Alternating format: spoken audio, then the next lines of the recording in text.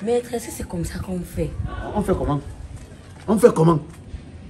Il faut que tu as toi trouvé ton client, non? C'est décembre. Ah oui, tu es en promotion. C'est décembre, tu es en promotion. Tu avais dit que quoi? Que quoi? Tu avais dit qu'on va se voir. Oui. Et on va... On a fait combien de rendez-vous? 4 rendez-vous, ça a produit quoi? Ça a produit quoi? Maître Black Oya, homme de droit.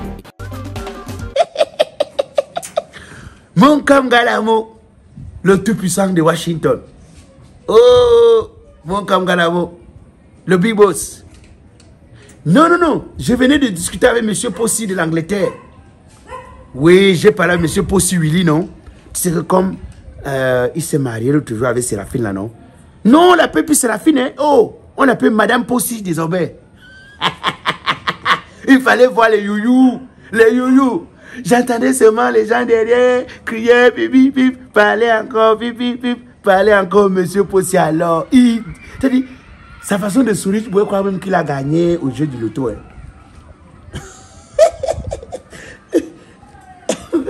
Je te rappelle, pardon, je te rappelle. Donc. Bonsoir, maître. Bonsoir. Maître, vraiment, ça ne va pas. J'aimerais que vous me formuliez une plainte pour insécurité notoire dans cette ville parce que vraiment, façon dont les choses, ça devient insupportable. Ma chérie, l'insécurité notoire est devenue comme un plat de nourriture qu'on mange avec appétit dans cette ville. Moi, t'as dit, l'autre jour, je me suis assis comme ça, j'ai dit, où sommes-nous? Où allons-nous? Que serions-nous? Que ferons-je? Parce que, honnêtement, pour être sérieux, ceux qui gouvernent ont la première responsabilité qui est sécuriser les hommes et les biens. Mais quand ceux qui gouvernent commencent à nous donner l'impression que même nous sécuriser est un problème, moi je dis que tabatou, ça va aller, ça va aller, parce que toujours dans cette ville, si tu veux, dans ce pays, on se plaint de ce que même avoir un travail, c'est un problème. Même pouvoir manger, c'est un problème. Avoir de l'eau, c'est un problème. Même la sécurité. Et c'est là où j'ai demandé que, donc la seule façon de se mettre en sécurité dans ce pays, ce n'est que d'appeler la police et dire que, comme toi es en train de marcher ici au quartier, ce n'est que ce qu'il faut faire. Parce que je ne comprends pas. Quand le ministre de l'administration territoriale est arrivé, le ministre plutôt, le délégué général de la Sécurité nationale, M. Magagele, quand il est arrivé, il a dit que pour la proximité de la population et des policiers, pour que les policiers n'aient plus raison de dire qu'ils n'ont pas la possibilité de rentrer dans certains quartiers où il n'y a pas de voie d'accès, il a acheté les vélos.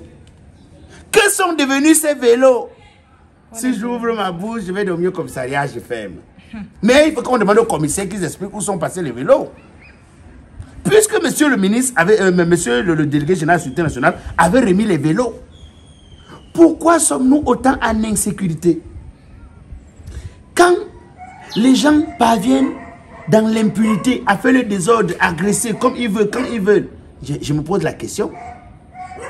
Si la sécurité faisait les tours de routine, c'est-à-dire que faisait les tours, visiter les quartiers, les bandits auraient-ils suffisamment de temps, ou bien de toupet, auraient-ils le toupet de se permettre d'entrer dans les quartiers et de faire comme ils veulent, quand ils veulent? Tu sais quoi? Pardon. La plainte ne va servir à rien parce que c'est un problème national où nous sommes là. C'est pas seulement pour la ville de Douala. Peut-être que pour la ville de Douala est sortie dehors. Mais il faut savoir que pour beaucoup de villes, il y a l'insécurité. Papa, c'est ma maman, ça sert à rien. Je me demande au monsieur là ce qu'il veut. Bonjour. Bonjour. Je veux entrer, c'est votre chien qui ne fait que aboyer ici. Vous. Je cours même, c'est pour ça que je suis passé par la porte de derrière. Toi-même, tu es d'abord comme quelqu'un qui vit avec toutes les difficultés du pays sur sa face. Regarde, tu caches qui? Tu as volé quoi? Qui? Tu fuis quoi? Non, c'est mon style, non, grand. Quel style? Tu es rappeur? Même les big baisiers à l'époque portaient les gros pantalons, ils ont changé, ils ont senti que le pays, le tissu qu'ils dépensaient là, ils ont dit que ça ne servait à rien. Bon, en tout cas, c'est un pas ça qui m'amène ici. C'est quoi? Quand tu vois, voilà, Est-ce que tu trouves que ce qui se passe au pays ici est normal quand même? Qu'est-ce qui se passe? Tu vois, imagine que c'est quand même bizarre, ou c'est l'arrêté, ou c'est le décret. On prend une décision.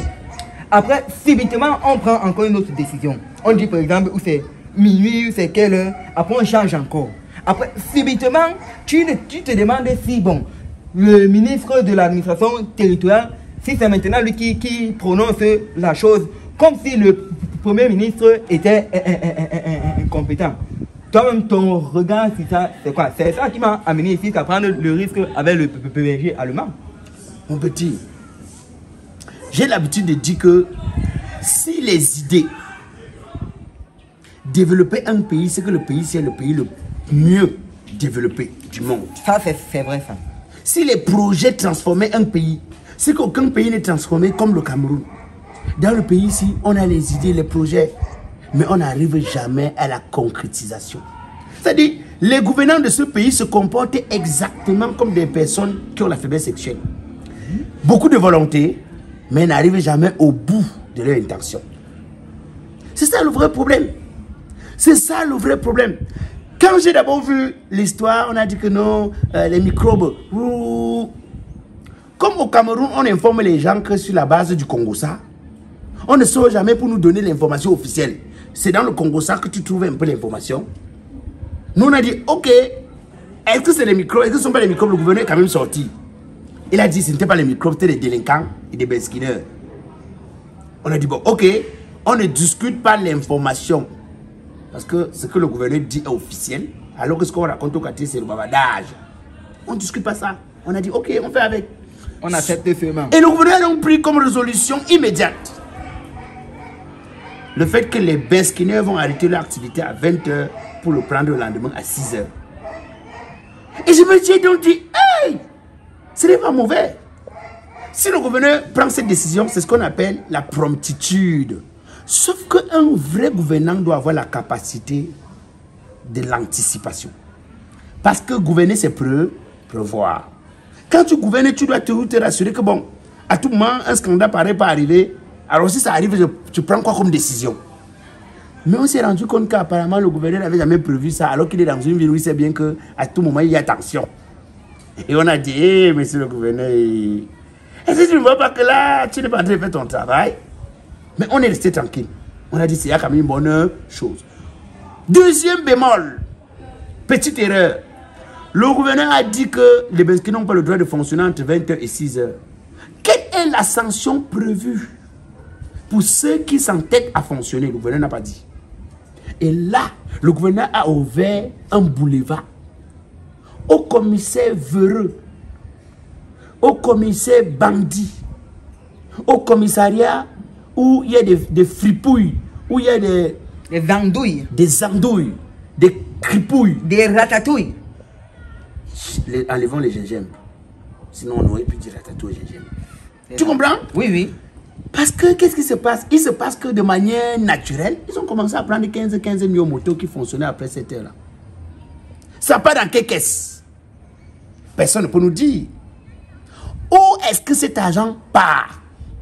Il faut donc que monsieur le gouverneur qui a dû prendre une décision essaie de recadrer. Mais si on n'avait pas de commissaires bandits, c'est que les commissaires devaient arrêter les gens avec les motos et leur faire ce qu'on appelle les services publics, d'utilité publique. On te demande par exemple de balayer la rue et on te remet ta moto. Si tu balayes la rue 2 jours, la prochaine fois tu ne reviendras plus. Parce que quand on prend 15 000, ça part où? C'est ce qu'on appelle les voies de corruption. Parce qu'il se laisse corrompre pour remplir sa poche. Il remplit sa poche au détriment de la République, ce qui n'est pas bien. Ça, c'est la deuxième chose. Maintenant, est-ce que le gouverneur, en prenant cette décision, a essayé de réfléchir avec tous les intellectuels qui sont autour de lui? Et s'est dit que, ok, il y a des quartiers ici dehors où, quand tu finis, même quand tu parviens à emprunter un taxi, malgré tous les embouteillages de la ville, quand tu arrives à l'entrée du quartier, tu parcours encore 4 km. Lui, il te faut une moto pour entrer. Alors, le gouverneur aurait pu dire que, au centre-ville, où les taxis circulent sans problème, que les motos ne circulent plus à une certaine heure, mais à l'entrée des quartiers, il aurait pu laisser Les motos circuler. Parce que même à Yaoundé, on a interdit au centre-ville, mais les quartiers un peu reculés, on a laissé la possibilité. Le gouverneur n'a pas pensé à ça. Et ce qui a posé un vrai problème. Je me suis dit, attends, quand le gouverneur fait comme ça, maintenant le gouverneur aurait pu faire que les quartiers où il demande aux motos de tourner à toute heure, il envoie donc la police de ce côté-là pour veiller. Il n'a pas fait. Le gouverneur l'autre jour, après réflexion, est venu dire que non, moi je sens que ce que j'ai fait là n'est pas bon. Maintenant les motos ont le droit de fonctionner jusqu'à minuit. Sauf que le lendemain, bah, le ministre de l'administration territoriale arrive dans la ville. Il dit que non seulement vous avez fonctionné jusqu'à minuit, mais les motos doivent être immatriculées et les débits de boissons doivent fermer à temps. Et je pose encore la question. Fallait-il qu'il y ait tout le désordre qu'il y a eu dans la ville pour que monsieur le ministre de l'administration territoriale, qui a aussi la responsabilité du territoire, vienne faire respecter les lois que nous sommes données? La loi est claire. Les ventes à emporter sont censées fermer à 22 h. Minuit pour les snacks. Et je crois que les boîtes de nuit seules, et la ville ne compte presque plus les boîtes de nuit. Puisqu'il n'y a que les snacks désormais. C'est ça qu'on a transformé, il faut l'argent. Voilà. On a des policiers, les gendarmeries, si vous voulez, et des commissariats qui viennent avec des camions, gars à l'entrée, récupèrent de l'argent et repartent. Ils ont transformé le commissariat en business. Non, en péage. Et donc, je repose encore la question. Donc, le ministère de l'administration territoriale pouvait faire que la loi qui décide sur la fermeture des bars soit respectée. Il n'a pas fait. Il fallait d'abord que les gens qu'on appelait les microbes, que le gouvernement dit qu'ils ne sont pas les microbes là, qui viennent d'abord agir. Sinon, je dirais qu'à quelque chose de malheur est bon. Si la situation est plus que grave, on dirait la gravure c'est de mal gravé en plein gravure. Sinon, c'est le gravier. Moi, votre chien alors qui est maintenant venu par la porte derrière, je fais comment pour passer là-bas? Quand tu es mal intentionné, le chien, parce que des gens comme toi qui ne payent même pas les honoraires et tout, et qui sont mal intentionnés, quand tu arrives, c'est comme ça. Est-ce que vous m'avez représenté? Venez seulement poser les questions. En passant, j'ai vu un groupe de jeunes avec les lattes et les machettes là. Devant votre pôle là, c'est eux les microbes. Maître, est-ce que c'est comme ça qu'on fait? On fait comment? On fait comment? Il faut que tu as toi trouvé ton client, non? C'est décembre. Ah oui, tu es en promotion. C'est décembre, tu es en promotion. Tu avais dit que quoi? Que quoi? Tu avais dit qu'on va se voir. Oui. Et on va... On a fait combien de rendez-vous? 4 rendez-vous, ça a produit quoi? Ça a produit quoi? Je ne sais pas si ta pomme de main est douce, si c'est pas, tu m'as jamais fait même un petit câlin. Hein? Quand il te demande seulement qu'un petit bisou centre ou ma bouche sang, tu m'as pas seulement encore dit. Tu dis que non, ouais, mais pourquoi tu es pressé? Tu as ton mot fétiche, c'est comme ça, c'est que tu as resté, tu as mis dans ta bouche. Tu veux seulement play. Mais pourquoi tu es pressé? Ouais, tu pars où tu vas dormir, tu es pressé. Papa, quand on va dormir, on n'est pas pressé. Prends tout ton temps, ce sera à toi. Tu vas faire de ça ce que tu veux. Pourquoi tu t'inquiètes? Et que c'est faux? Mon niveau de patience a suffi. Ma quantité a suffi. On a fait 3 rendez-vous, 4. Tu as mangé le poisson, tu as bu, tu as payé 5 000 à chaque rendez-vous. C'est 20 000. On paye le loyer avec un village, une chambre, salon, son studio.